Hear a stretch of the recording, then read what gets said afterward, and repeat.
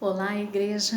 Mais uma vez estamos aqui e hoje eu quero compartilhar com vocês 3 passagens bíblicas. Eu não vou ler todas elas, vou apenas citar alguns versos, mas eu precisava compartilhar isso porque em meio à pandemia nós temos vários tipos de pessoas e como elas estão reagindo a essas circunstâncias.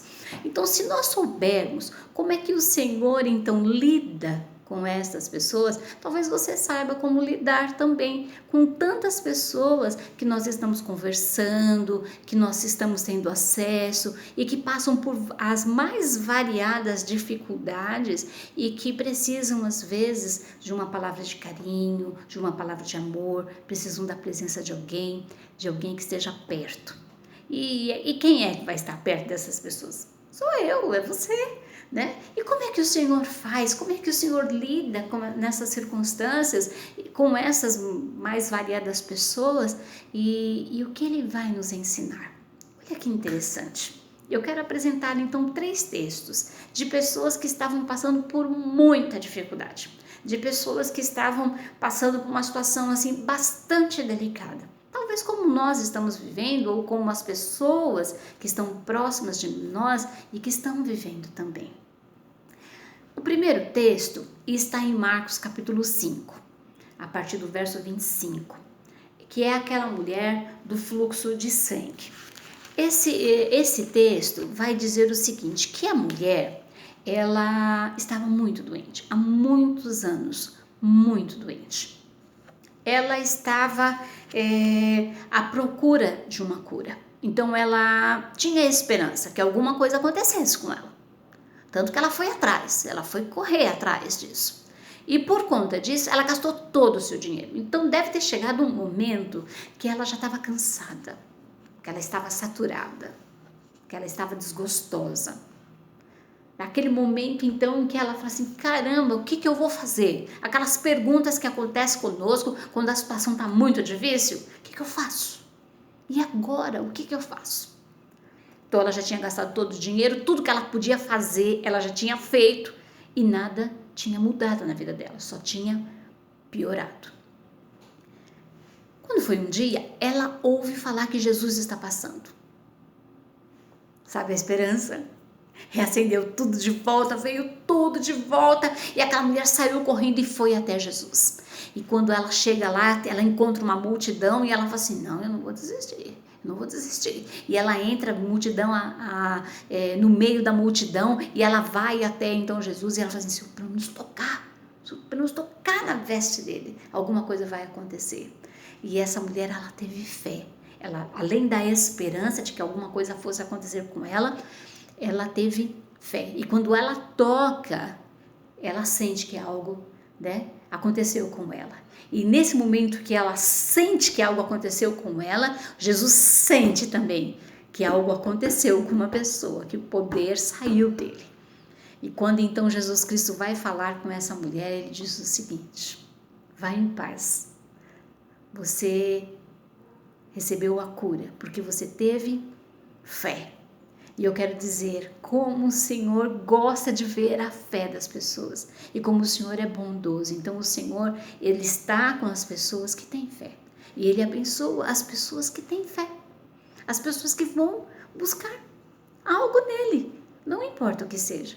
O Senhor, Ele reconhece a nossa fé. O segundo texto já é um pouco diferente.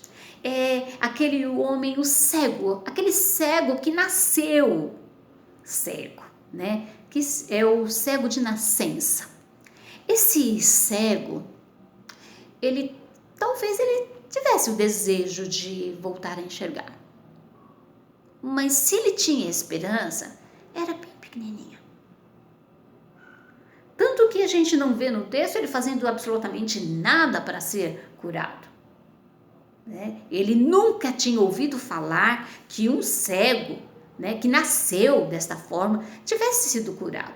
Então, portanto, se ele tinha esperança, era bem pequenininha.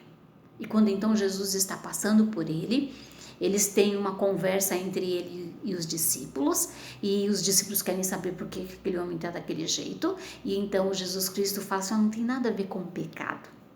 É isso que ele está falando, não tem nada a ver com o pecado. Isso aqui é para a honra e glória do Senhor, é para que Deus seja glorificado. E quando ele toca naquele homem, aquele homem começa a ver.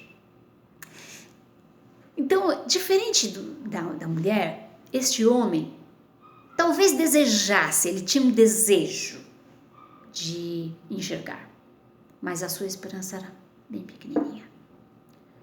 E Jesus Cristo ainda assim atua naquele momento e cura aquele homem. E nós vamos nos deparar com pessoas que têm fé, mas nós vamos nos deparar também com pessoas que têm uma esperança bem pequenininha. Talvez decepcionados pela vida, pelas circunstâncias, pelas dificuldades, pelas tristezas. Nós vamos nos deparar com pessoas que talvez não tenham fé nenhuma. Desejem uma melhora, desejem que as coisas mudem, mas talvez não tenha nada. Uma fagulha, bem lá no fundo.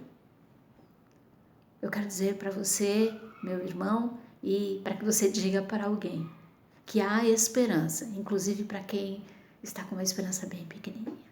O Senhor atua também na vida dessas pessoas. Não teve fé aqui. A gente nem sabe se teve esperança. Mas nós vimos o poder do Senhor Jesus Cristo atuar aí. E se você também for aquele que promove o amor e a graça do Senhor Jesus Cristo, muitas vezes você vai chegar num lugar em que a pessoa esteja exatamente assim. As tristezas e as decepções foram tão profundas que ele prefere só mendigar.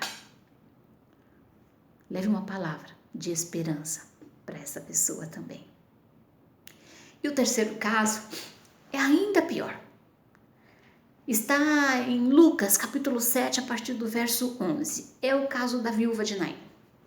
Bem, ela tinha uma vida, ela tinha um marido, ela tinha um filho. Então ela sabia o que era ter algo bom na vida. Ela sabia o que é ter uma família, ela sabia o que é ter pessoas que ela amava. E de repente, o marido morre. A dor da perda, a dor da morte, a dor de ter que lidar com isso não é nada fácil. Nós estamos falando de uma pessoa enlutada. Nós estamos falando de uma pessoa que perdeu talvez o seu grande amor. Nós estamos falando de uma pessoa que está totalmente decepcionada. E talvez a gente pensasse assim, nossa, coisa pior não vai acontecer. Mas aconteceu. Ela que já estava entristecida, que já estava enlutada, agora está passando pelo segundo luto. Ela perdeu o seu único filho. Ela está só.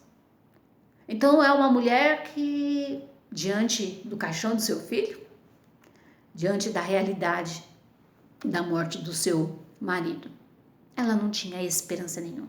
Ela não tinha uma fagulha de esperança. Ela só tinha tristeza. Talvez ela tivesse um coração apertado e esperança não tinha nenhuma. Fé piorou. Ela só caminhava para a morte. E se não para a sua própria morte, talvez observar e ver que a vida não tinha perspectiva nenhuma. E quando tudo caminhava apenas para um velório, aparece Jesus. Entenda que o Senhor Jesus Cristo não estava buscando fé. Ele não estava buscando esperança, um pouquinho que fosse. O que ele encontra ali é só decepção e tristeza. Alguém amargurado, decepcionado com a vida. E ali ele atua e faz um grande milagre. E talvez nós vamos nos deparar com pessoas que já perderam tudo que tinham. Talvez perderam emprego, talvez perderam pessoas, talvez não tem mais ânimo para a vida. E aí é que nós, então, que somos aqueles que vão falar das boas novas do Senhor Jesus Cristo.